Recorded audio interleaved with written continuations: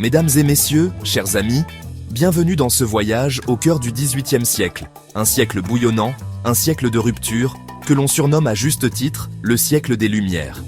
Imaginez un instant, l'Europe sort lentement de l'ombre du Moyen-Âge, les esprits s'échauffent, la soif de savoir grandit.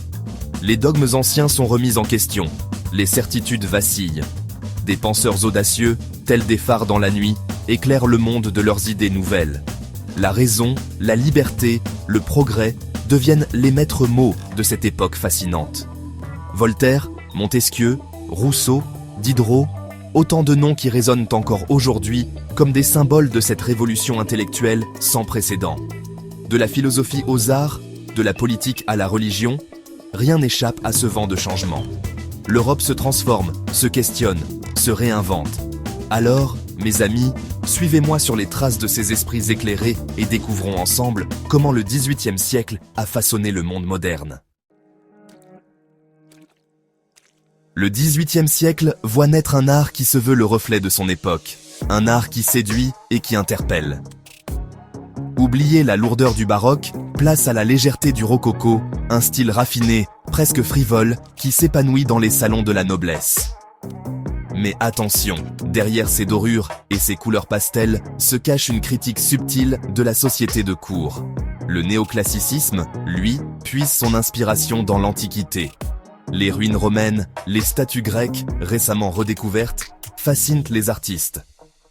On admire l'ordre, la simplicité, l'harmonie de l'art antique, un idéal de beauté et de raison qui répond parfaitement aux aspirations des Lumières. N'oublions pas la peinture engagée, celle qui dénonce les injustices, qui appelle au changement. L'art devient alors un formidable outil de propagande, au service des idées nouvelles.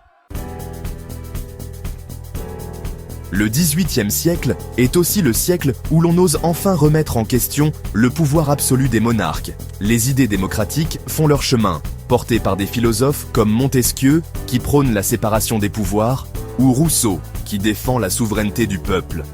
L'absolutisme, autrefois intouchable, est désormais sur la sellette. On critique ses abus, son arbitraire, son mépris pour les libertés individuelles. L'exemple de la Révolution américaine, en 1776, galvanise les esprits. Et puis, bien sûr, il y a la Révolution française, en 1789, qui met fin à l'Ancien Régime dans un fracas de violence inouïe. Le XVIIIe siècle, c'est l'histoire d'une aspiration profonde à un monde plus juste, plus libre, plus égalitaire. Le XVIIIe siècle est marqué par de profondes mutations économiques. Le mercantilisme, avec son cortège de protectionnisme et de monopole d'État, est remis en question par les idées libérales d'Adam Smith. Le commerce international se développe, de nouvelles routes maritimes s'ouvrent, l'Europe s'enrichit. Mais cette prospérité naissante a un revers sombre, l'esclavage. Le commerce triangulaire, qui alimente les colonies européennes en produits manufacturés, repose sur l'exploitation abominable de millions d'Africains. Le XVIIIe siècle, c'est donc aussi le temps des contradictions, des paradoxes, des ombres qui s'abattent sur les Lumières. Chapitre 5. La religion à l'épreuve de la raison. Le XVIIIe siècle est un siècle de remise en question, y compris sur le plan religieux. Le dogmatisme et l'intolérance de l'Église sont vivement critiqués. Voltaire, avec sa verve légendaire, dénonce le fanatisme religieux et plaide pour la tolérance. Le déisme, qui conçoit Dieu comme un architecte de l'univers, mais qui rejette les religions révélées, séduit de plus en plus d'esprits. On assiste à un mouvement de sécularisation de la société, l'Église perd de son influence. Son emprise sur les esprits s'affaiblit.